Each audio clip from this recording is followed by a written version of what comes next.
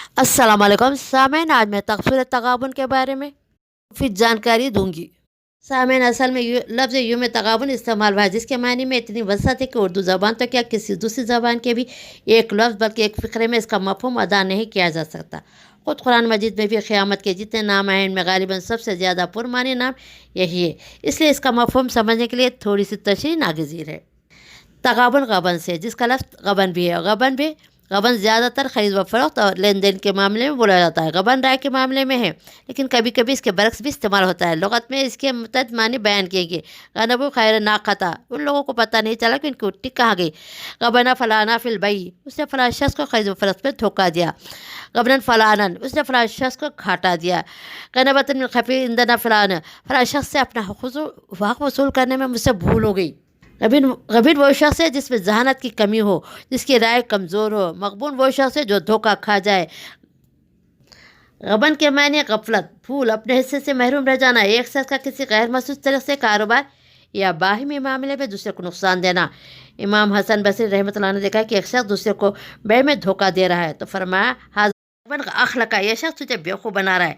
इससे जब लफ्ज़ तगाबुन बनाया जाए तो इसमें दो या ज़्यादा आदमियों के दरमियान गबन वाक़ होने का मफ़हूम पैदा हो जाता है।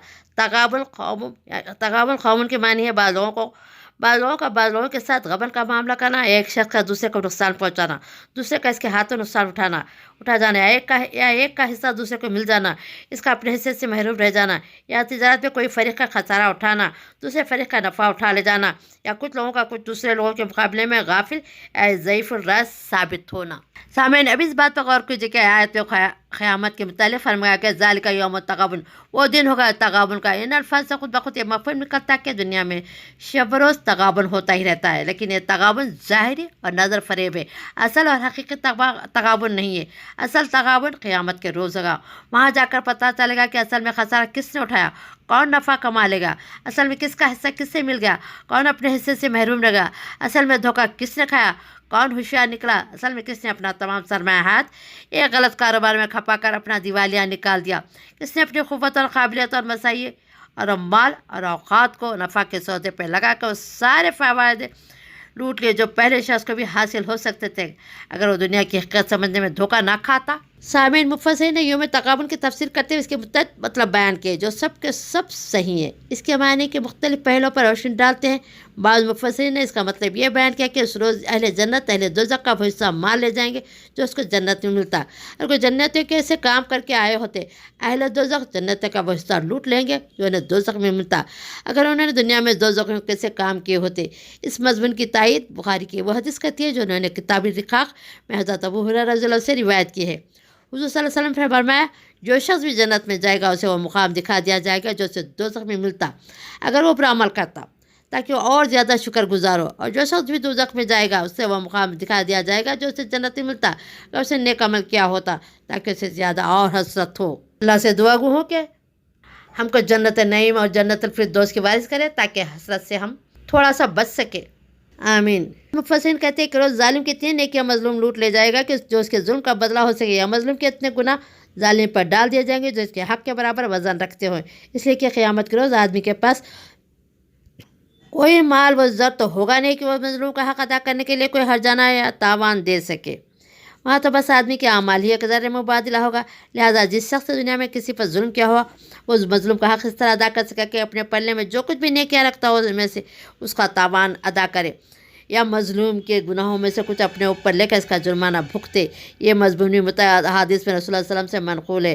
बुखारी किताब रिक़ाक़ में हज़रत अबू हुरैरा से रिवायत है कि रसूलुल्लाह सल्लल्लाहु अलैहि वसल्लम ने फरमाया, जिस शख्स के ज़िम्मे अपने किसी भाई पर किसी किस्म का जुल्म का बार हो तो उसे चाहिए कि यहीं इससे सब गदोश हो ले, क्योंकि आखिरत में दीनार दरहम तो होंगे नहीं। वहाँ उसकी नेकियों में से कुछ लेकर मजलूम के दिलवाए जाएंगे, या अगर इसके पास नेकियां काफ़ी ना हो तो मजलूम के कुछ गुनाह उस पर डाल दिए जाएंगे।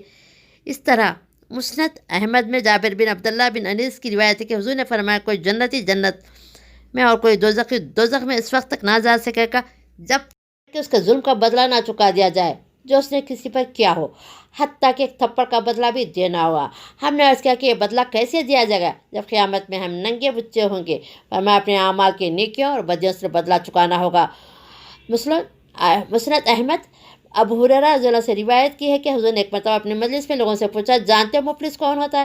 لوگوں نے عرض کیا، ہم میں مفلس وہ ہوتا ہے جس کے پاس مال و متاع کچھ نہ ہو۔ فرمایا، میری امت میں مفلس وہ ہے جو قیامت کے روز نماز اور روزہ زکوٰۃ ادا کر کے حاضر ہوا ہو، مگر اس حال میں آیا ہو کہ کسی کو اس نے گالی دی تھی، کسی پر بہتان لگایا تھا، کسی کا مال کھایا تھا، کسی کا خون بہا تھا، کسی کو مارا پیٹا تھا۔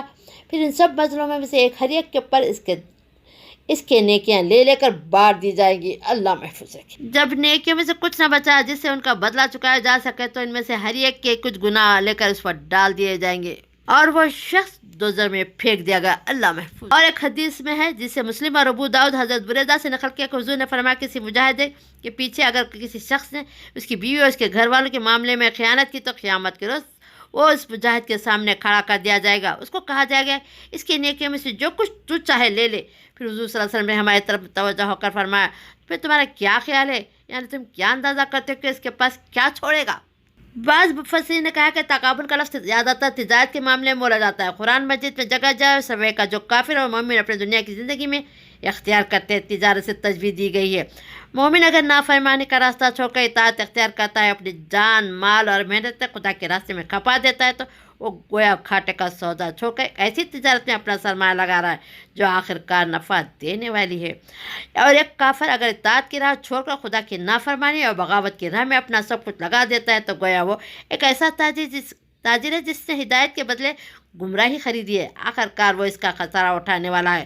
دونوں کا نفع اور نقصان قیامت کو روزی کھلے گا۔ دنیا میں یہ ہو سکتا ہے کہ مومن سرا سے گھاٹے میں رہے اور کافر بڑے فائدے سے حاصل کرتا رہے، مگر آخرت میں جا کر معلوم ہو جائے کہ اصل میں نفع کا سودا کس نے کیا ہے اور نقصان کا سودا کس نے۔ سامعین، ایک اور صورت تغابن کی بھی کہ دنیا میں لوگ کفر، فسق، ظلم و عصیان پر بڑے اطمینان سے آپس میں تعاون کرتے رہتے ہیں، اعتماد رکھتے کہ ہمارے درمیان بڑی گہری محبت اور دوستی ہے۔ بد کردار خاندان کے افراد، ضلالت پھیلانے والے پیشوا، ان کے ہاتھ پیروں، چوروں اور ڈاکوں کے چھتے، رشوت خور اور ظالم افسروں اور کاذبین کے گٹھ جوڑ، بے ایمان تاجروں، صنعت کاروں، زمینداروں کے گمراہی اور شرارت اور خباثت برپا کرنے والی پارٹیاں اور بڑے پیمانے پر ساری دنیا میں ظلم و فساد کے علمبردار حکومت قومی، سب کا باہمی ساز باز اسی اعتماد پر خامی کہ ان میں سے ہر ایک کے ساتھ تعلق رکھنے والا افراد اس گمان میں کہ ہم ایک دوسرے کو بڑے اچھے رفیق ہیں اور ہمارے درمیان بڑا کامیاب تعاون چل رہا ہے، مگر جب یہ لوگ آخر تک پہنچیں گے تو ان پر ایک بات کھلے گی کہ ہم سب نے بہت بڑا دھوکہ کھایا ہے۔ ہر ایک یہ محسوس کرے گا جس میں اپنا بہترین باپ، بھائی، بیوی، شوہر، اولاد، دوست، رفیق، لیڈر، پیر، مرید یا حامی، مددگار سب سمجھ رہا تھا وہ دراصل میرا بدترین دشمن تھا۔ ہر رشتہ داری اور دوستی عقیدت و محبت عداوت میں تبدیل ہو جائے گی۔ سب ایک دوسرے کو گالیاں دیں گے، ایک دوسرے پر لعنت کریں گے، ہر ایک یہ چاہے گا کہ اپنے جرائم کی زیادہ سے زیادہ ذمہ داری دوسرے پر ڈال کر اسے سخت سزا دلوائی جائے۔ سامعین، یہ مضمون بھی قرآن مجید میں جگہ جگہ بیان کیا، جن کی چند مثالیں یہ ہے۔ اللہ پر ایمان لانے سے مراد محض ایمان لینا ہے نہیں ہے، اللہ موجود ہے، بلکہ اس طریقے سے ایمان لانا مراد ہے جس طرح اللہ نے خود اپنے رسول اپنے کتاب کے ذریعے سے بتایا۔ اس ایمان میں ایمان بالراست، ایمان بالکتاب، آپ شامل ہے۔ اس طرح نیک عمل سے مراد بھی ہر وہ عمل نہیں جسے آدمی نے خود نیکی سمجھ کر یا انسان کے کسی خود ساختہ معیار اخلاق کی پیروی کرتے ہوئے اختیار کر لیا ہو، بلکہ اس سے مراد وہ عمل صالح ہے جو خدا کے بھیجے ہوئے قانون کے مطابق ہو۔ لہٰذا کسی کو غلط فہمی نہ ہونی چاہیے کہ رسول اور کتاب کے واسطے کے بغیر اللہ کو ماننے اور نیک عمل کرنے کے وہ نتائج ہیں جو آگے بیان کریں گی۔ قرآن مجید کا جو شخص بھی سوچ سمجھ کر مطالعہ کرے گا اس سے یہ بات پوشیدہ نہ رہے گی کہ قرآن کی روح سے اس طرح کی کسی ایمان کا نام، ایمان باللہ، کسی عمل کا نام عمل سارے سرے سے ہے ہی نہیں۔